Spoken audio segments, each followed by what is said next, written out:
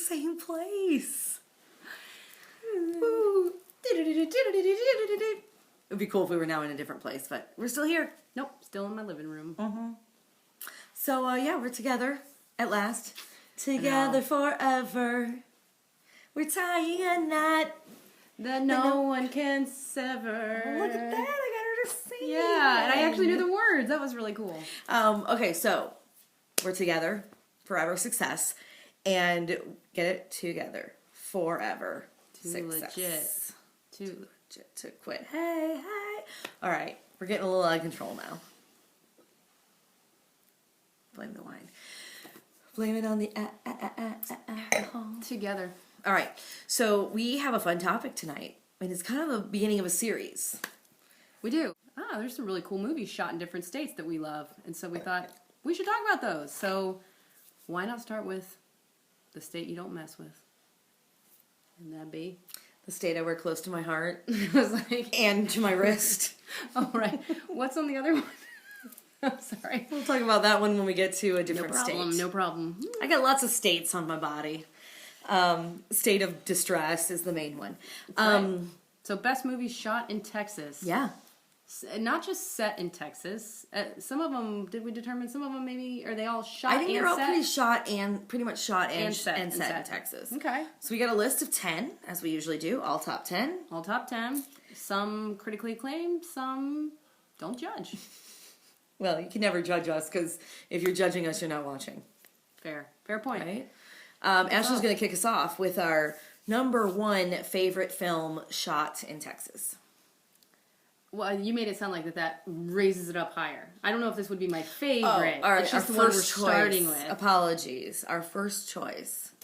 However, that being said, I do love it. Probably the best on the list, and that'd be Office Space. Yeah.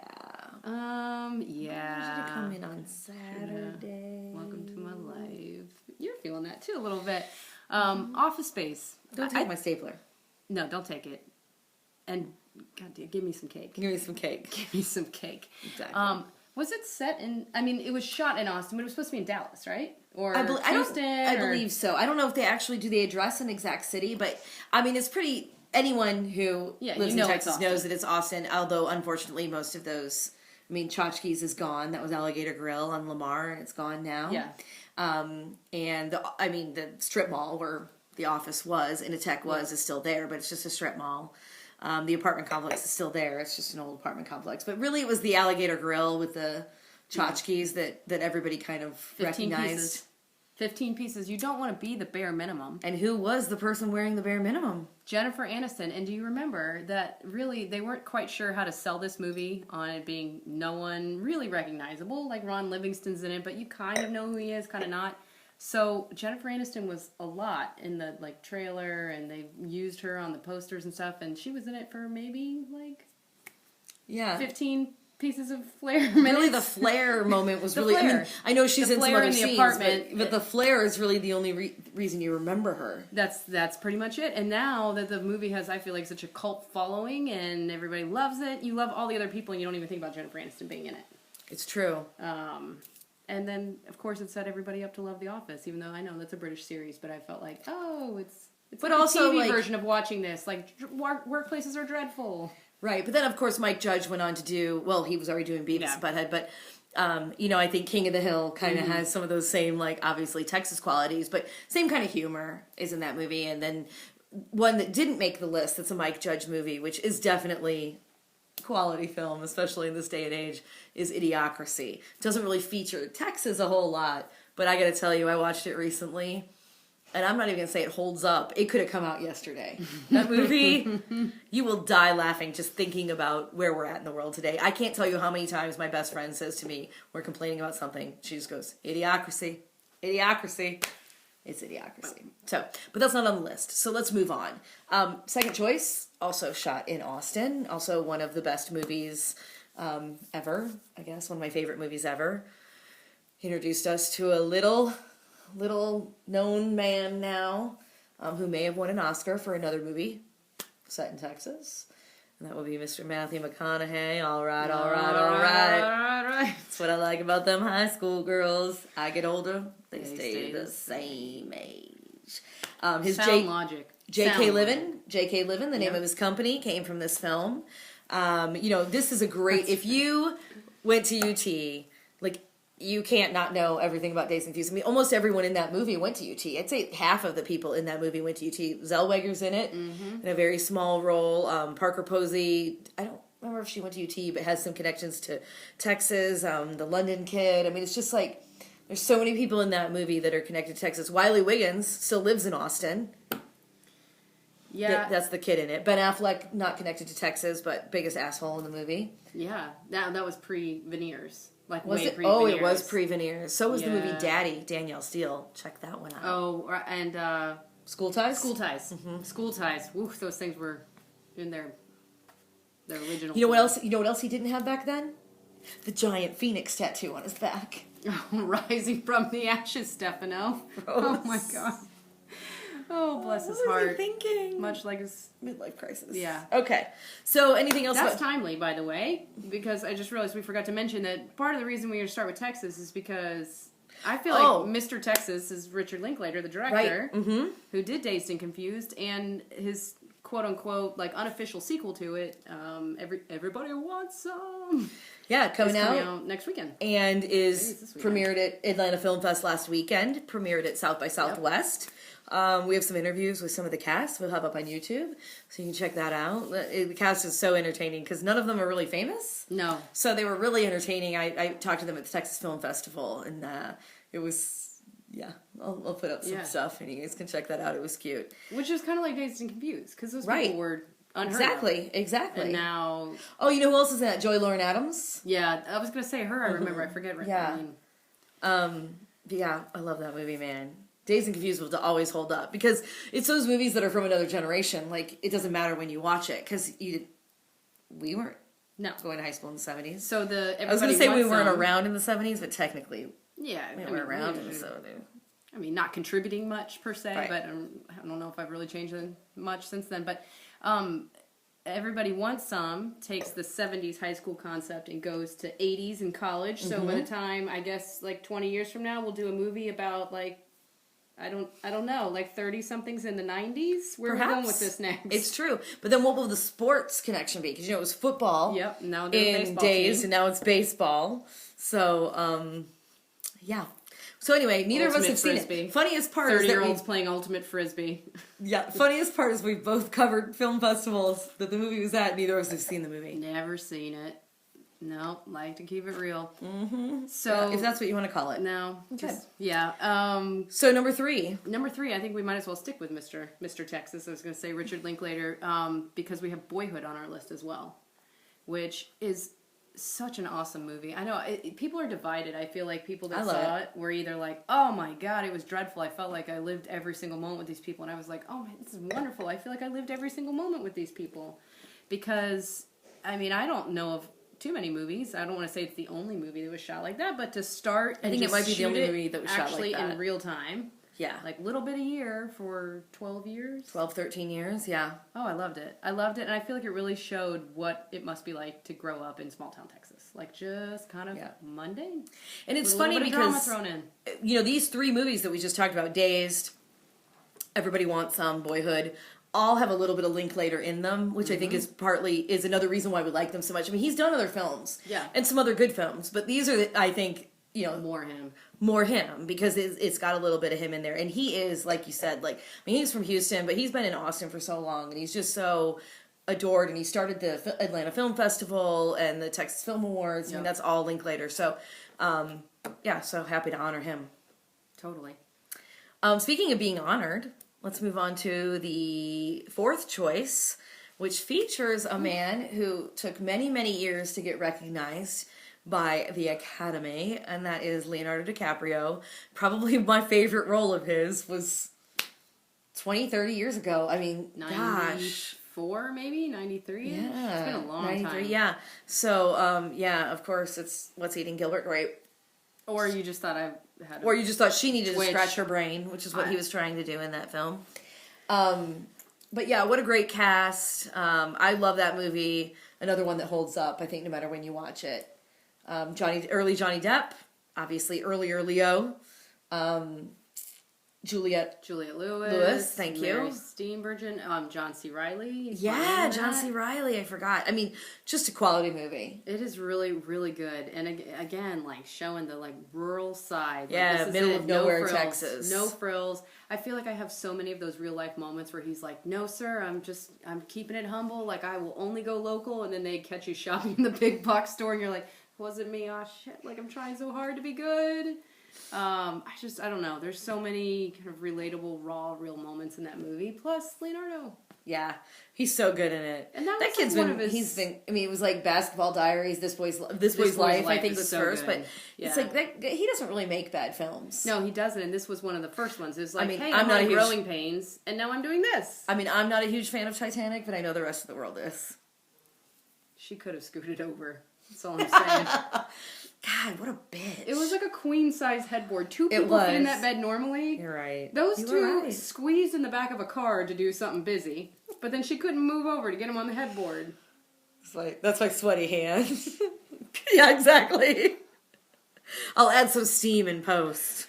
For those just tuning in, Titanic was not shot in Texas, by the way, just to make sure you understand. In case you were wondering, because, totally seemed like cold. there was an ocean in Texas. So cold. So cold. We get a little rain. Don't let go, Jack. Don't let go. Okay, let go. Just, let's all let go, okay? Let it go.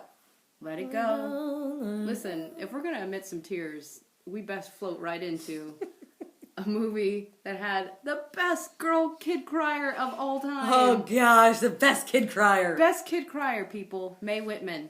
Parenthood's Mae Whitman.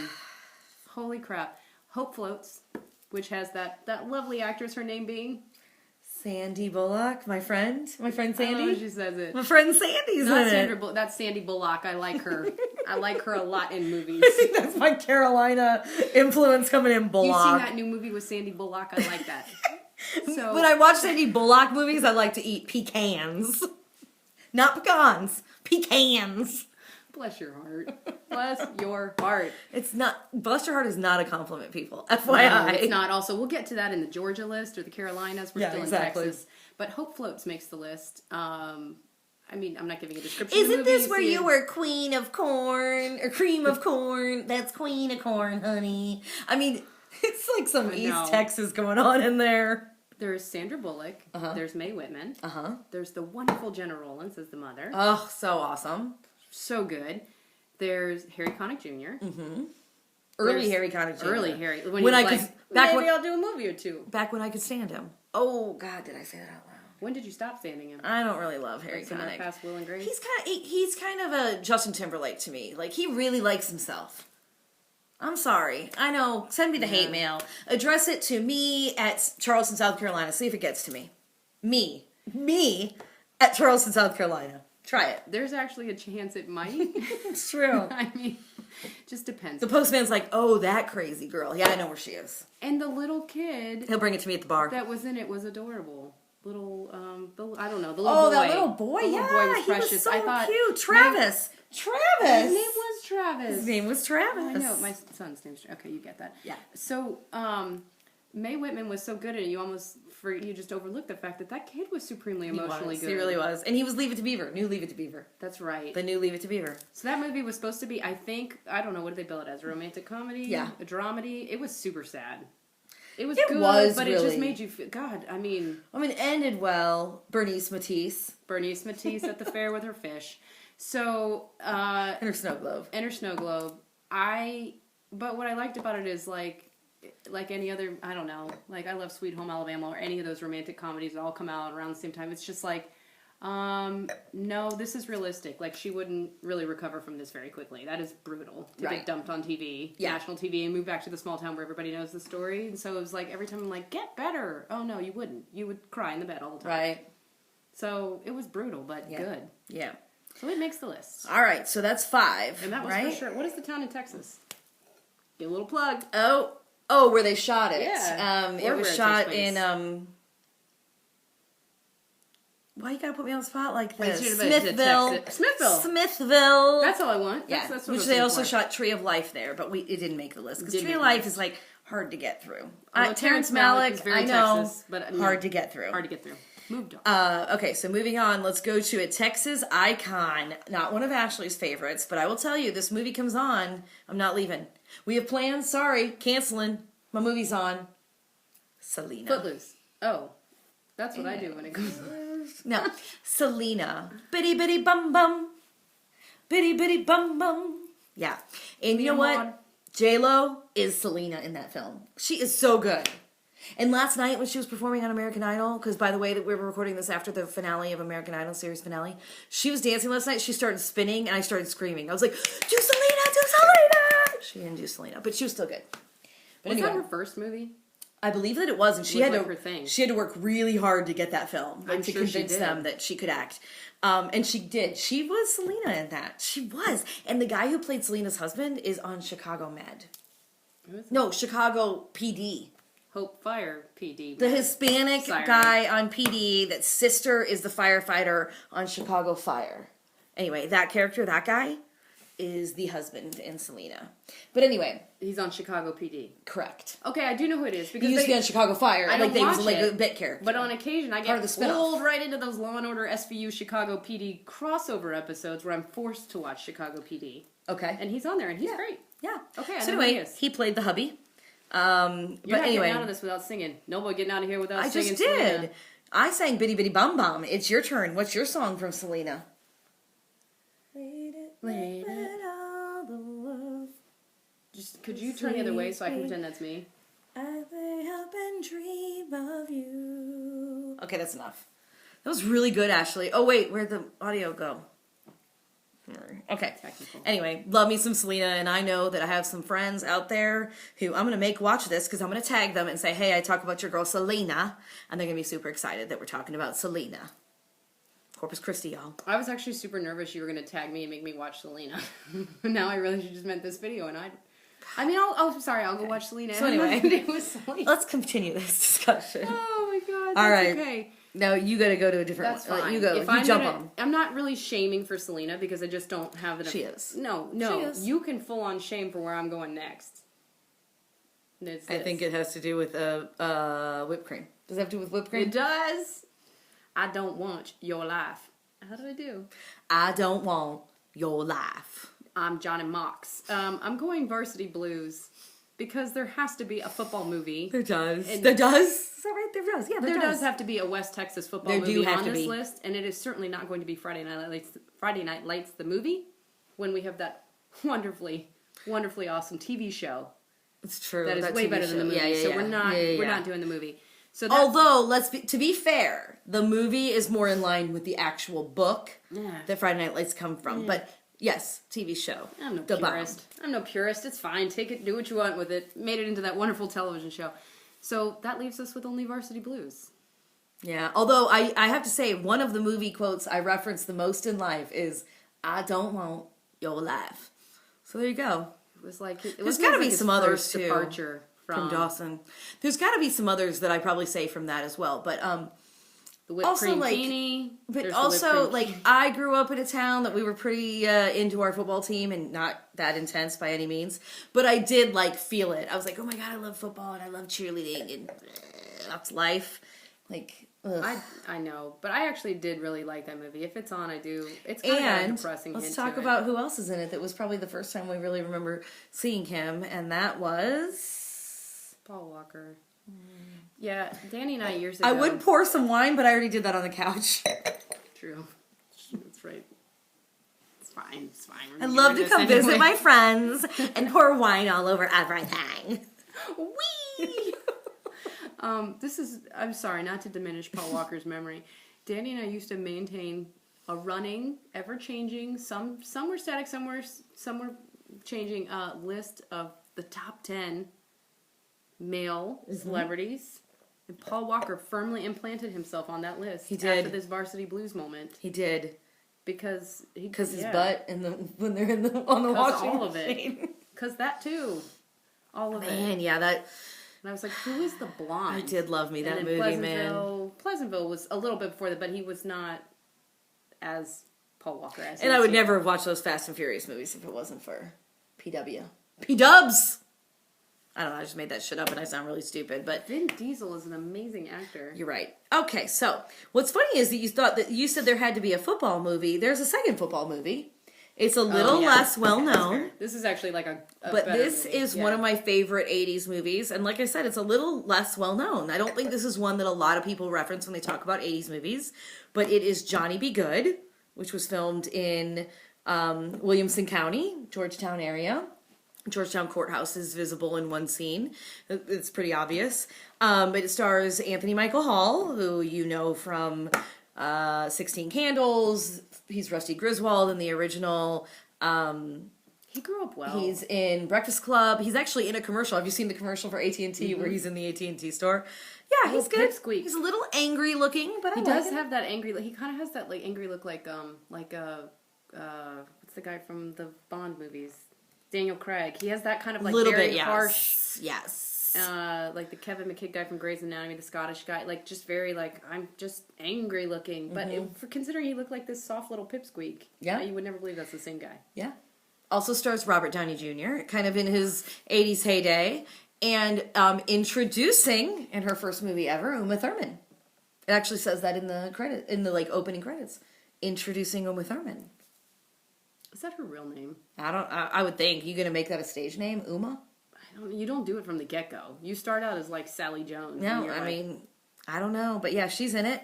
And I think the reason that I liked this movie, and it's funny because it kind of is in line with Varsity Blues. Like, Varsity Blues, Friday Night Lights, the movie, and the book were kind of all about these football players that, like, got anything they wanted, didn't have to go to class, like, colleges were, like, giving them shit for free. That's what Johnny Be Good was about. He was being courted by all these schools, and he got to go, and they were taking him to, like, strip clubs and throwing chicks at him and stuff, and fancy clothes, and then he gets, like, a cocky son of a bitch, and he comes back from, like, one of the trips, and he goes to visit Uma Thurman. This is like one of my favorite lines in a movie ever.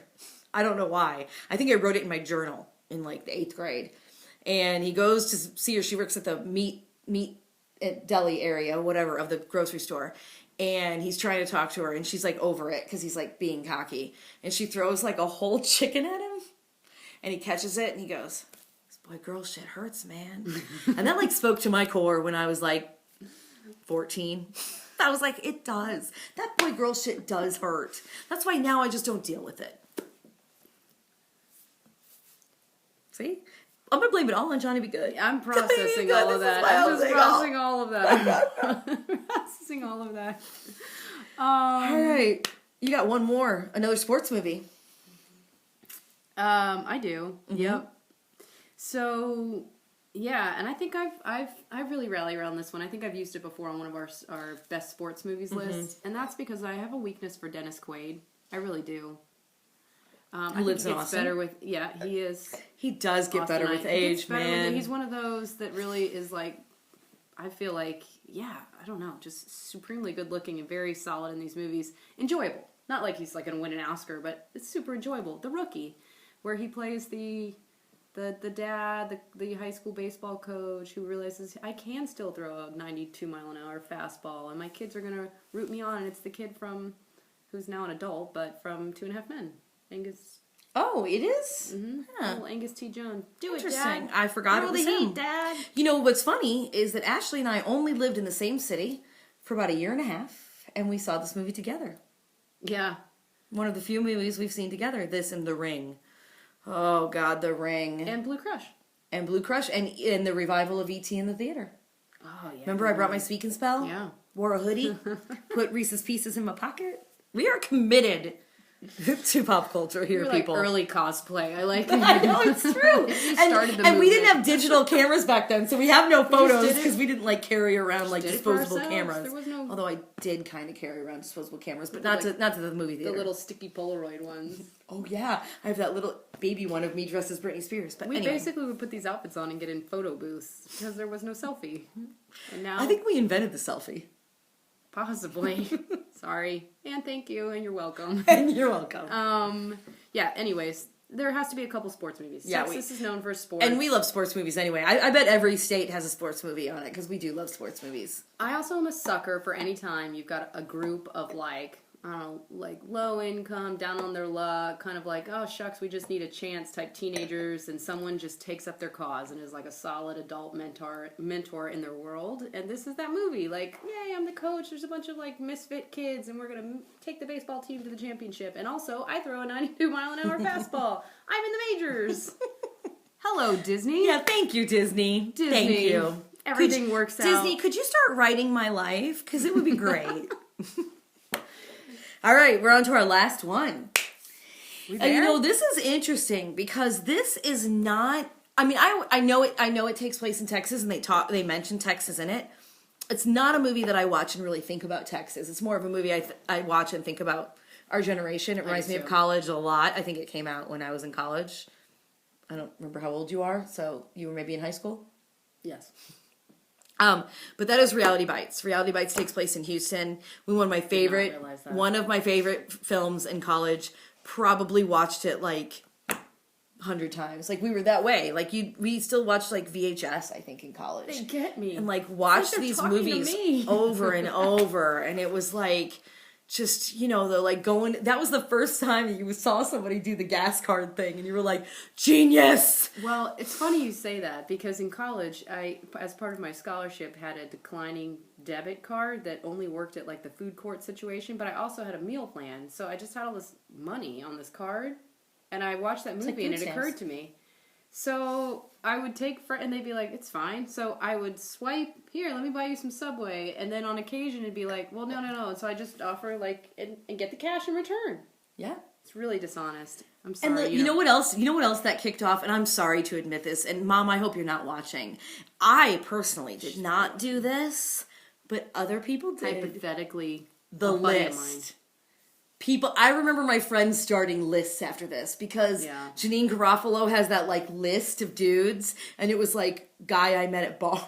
It was like so sad, but that was big. I feel like at that time, like that was a very like kind of kicked off a sexually free era. Like it's okay to take tabs and keep tabs. And I think it was just like women were at a point where it was like, no, it's okay. Like it isn't all dudes that are just looking to hook up. Like there were plenty of chicks looking to hook up too in the late 90s, you know, mid to late 90s. So anyway, so I always think about that. But my favorite part of the movie, which is a part probably most people don't remember, is when what's the blonde head guy's name?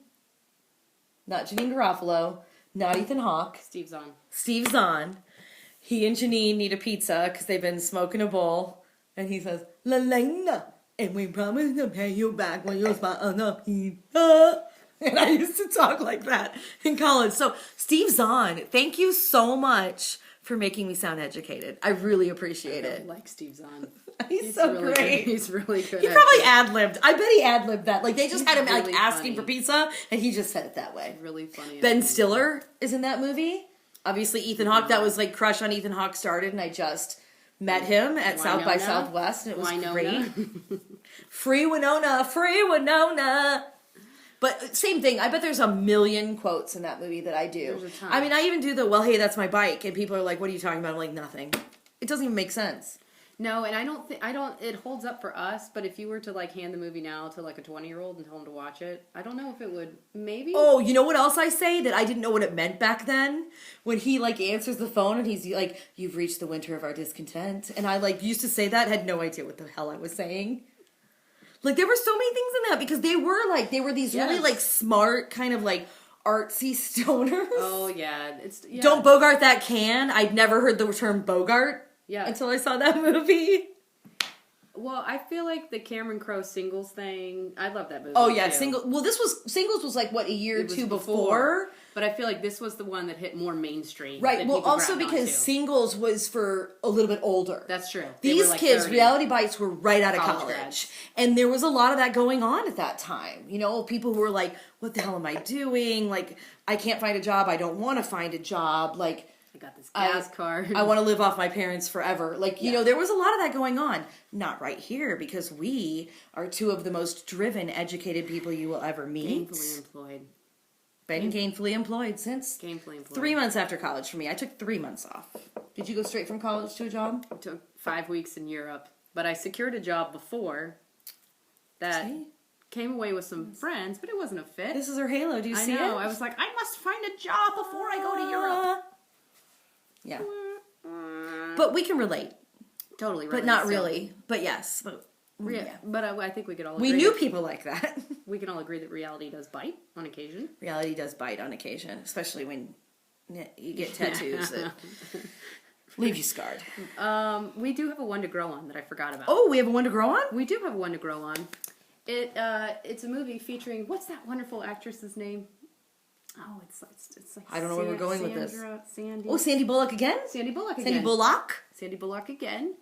Eating pecans. We're gonna throw out a little nod for Miss Congeniality because yes, I totally forget that my husband was actually in the movie. Bard was in the movie. I mean, he was an extra, but it doesn't matter. If we watch the scene again, yeah, we're gonna right here. Gonna put that in. Diddle-a-doo, diddle-a-doo.